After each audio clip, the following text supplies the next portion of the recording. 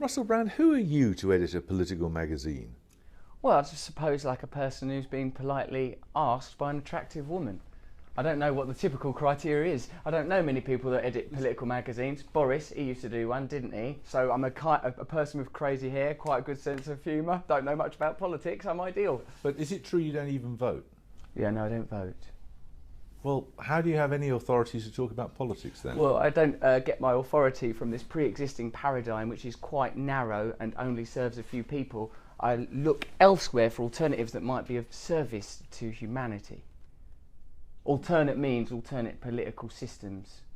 They being? Well, I've not invented it yet, Jeremy. I had to do a magazine last week. I've had a lot on my plate. But I say, but here's the thing it shouldn't do. Shouldn't destroy the planet. Shouldn't create massive economic disparity. Shouldn't ignore the needs of the people. The burden of proof is on the people with the power, not people like doing a magazine. How do you imagine the people get power? Well, I imagine there are sort of hierarchical systems that have been preserved through generations. Get power by being voted in. Well, That's how they Jeremy, get it. but You can't even be asked to vote. It's quite a narrow prescriptive parameter that changes within the. In a democracy, that's how it works. Well, I don't think it's working very well, Jeremy. Given that the planet is being destroyed, given that there is economic disparity of a huge degree, what are you saying? There's no alternative. There's no alternative. No, I'm not just this saying system. that. I'm saying if you can't be asked to vote, why should we be asked to listen to your political point of view? You don't have to listen to my political point of view, but it's not that I'm not voting out of apathy. I'm not voting out of absolute indifference and weariness and exhaustion from the lies, treachery, deceit of the political class that has been going on for generations now, and which has now reached fever pitch where we have a disenfranchised, disillusioned, despondent underclass that are not being represented by that political system. So voting for it is tacit complicity with that system, and that's not something I'm offering up. Well, why don't you change it then? I'm trying to. Well, why don't you start by voting? I don't think it works. People have voted already, and that's what's created the current paradigm. When did you last vote? Never. You've never, ever voted? No. Do you think that's really bad? So you struck an attitude, what, before the age of 18? Well, I was busy being a drug addict at that point because I come from the kind of social conditions that are exacerbated by an indifferent system that really just administrates for large corporations and ignores the population that it was voted in to serve. You're blaming the political class for the fact you had a drug problem? No. I'm saying I was part of a social and economic class that is underserved by the current political system, and drug addiction is one of the problems it creates when you have huge, underserved, impoverished populations. People get drug problems and also don't feel like they want to engage with the current political system because they see that it doesn't work for them. They see that it makes no difference. They see that they're not served. Well, I say that it doesn't the apathy, work for them if they don't bother to vote. Jeremy, my darling, I'm not saying that the apathy doesn't come from us, the people. The apathy comes from the politicians. They are apathetic to our needs. They're only interested in servicing the needs of corporations. Look at what ain't the Tories going to court and to taking the EU to court because they're trying to curtail bank bonuses. Is that what's happening at the moment in our country? It is, isn't it? Yeah, there is. So why am I going to tune in for that? You don't believe in democracy. You want a revolution, don't you? The planet is being destroyed. We are creating an underclass. We are exploiting poor people all over the world. And the genuine, legitimate problems of the people are not being addressed by our political class. All of those things may be true. They are true. But you took... I wouldn't argue with you about many of them. Well, how come I feel so cross with you? It can't just be because of that beard. It's gorgeous. It's possibly because... And if the Daily Mail don't want it, I do. I'm against them. Grow it longer. Tangle it into your armpit hair. You are a very trivial man. What do you think? I am trivial? Yes. A minute ago, you were having a go at me because I want a revolution. Now I'm trivial. I'm bouncing about I'm all not over having the a place. go at you because you want a revolution. Many people want a revolution, but I'm asking you what it will be like.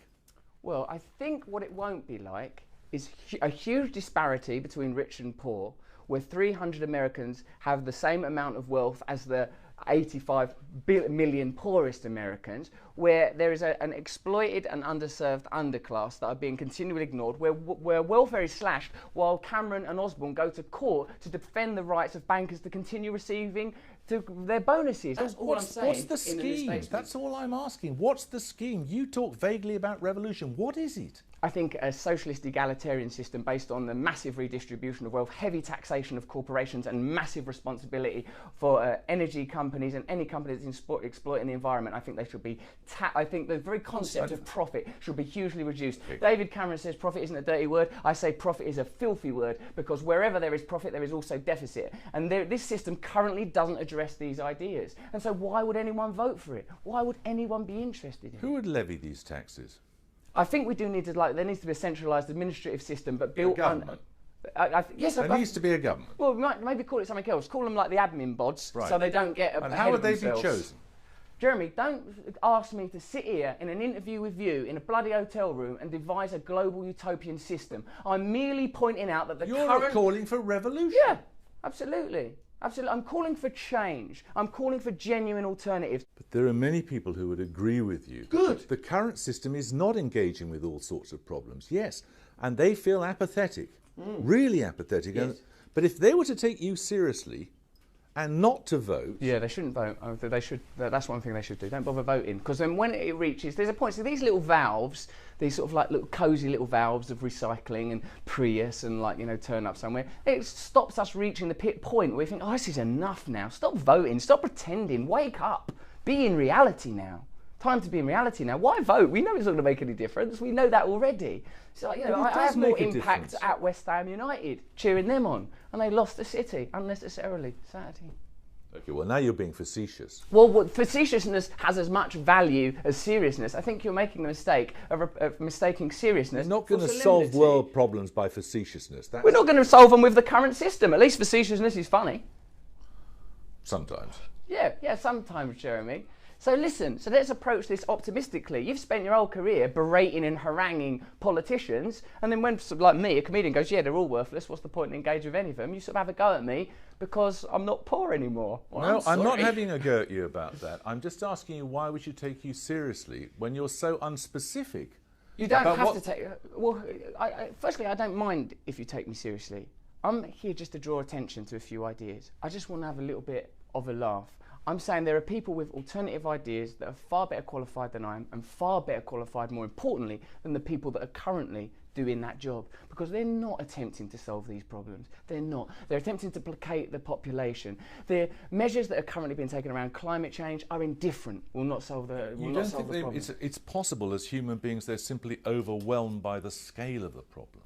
Not really. Well, possibly. It might be that. I mean, but that's sort of just semantics, really. Whether they're overwhelmed by it or tacitly maintaining it because of habitual life. I mean, like, mate, this is what I noticed when I was in that Houses of Parliament. It's decorated exactly the same as Eton. It's decorated exactly the same as Oxford. So a certain type of people goes in there and thinks, oh, this makes me nervous. And another type of people go in there and go, this is how it should be.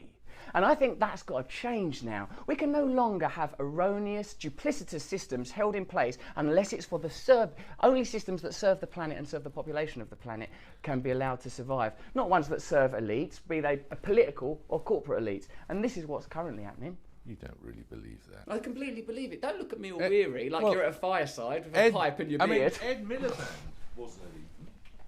Well, he went to the same primary school as Boris, though, didn't he? He did, but he then went to a comprehensive school in North London. Well, that's very good. That's all well and good. But what I'm saying is that within the existing paradigm, the change is not dramatic enough, not radical enough. So you can well understand public disturbances and public dissatisfaction when there are not genuine changes and genuine alternatives being offered. I say when there is a genuine alternative, a genuine option, then vote for that.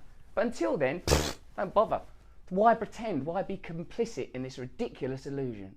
Because by the time somebody comes along you might think it worth voting for, it may be too late. I don't think so, because the time is now. These movements are already occurring. It's happening everywhere. We're in a time where communication is instantaneous, and there are communities all over the world. The Occupy movement made a difference, even if only in that it introduced to the popular public lexicon the idea of the 1% versus the 99%. People for the first time in a generation are aware of massive corporate and economic exploitation. These things are not nonsense, and these subjects are not being addressed. No one's doing anything about tax havens. No one's doing anything about their political affiliations and financial affiliations of the Conservative Party. So until people start addressing things that are actually real, why wouldn't I be facetious? Why would I take it seriously? Why would I encourage a constituency of young people that are absolutely indifferent to vote? Why would we? Aren't you bored? Aren't you more bored than anyone? Ain't you been talking to them year after year, listening to their lies, their nonsense? Then it's this one gets in, then it's that one gets in. But this problem continues. Why are we going to continue to contribute to this facade? I'm surprised you can be facetious when you're that angry about it. Yeah, I am angry. I am angry. Because for me it's real. Because for me, it's not just some peripheral thing that I turn up once in a while to a church fete for. For me, this is what I come from. This is what I care about. Do you see any hope? Remember that? Yeah, totally. There's going to be a revolution. It's totally going to happen. I think not only I ain't got a flicker of doubt. This is the end.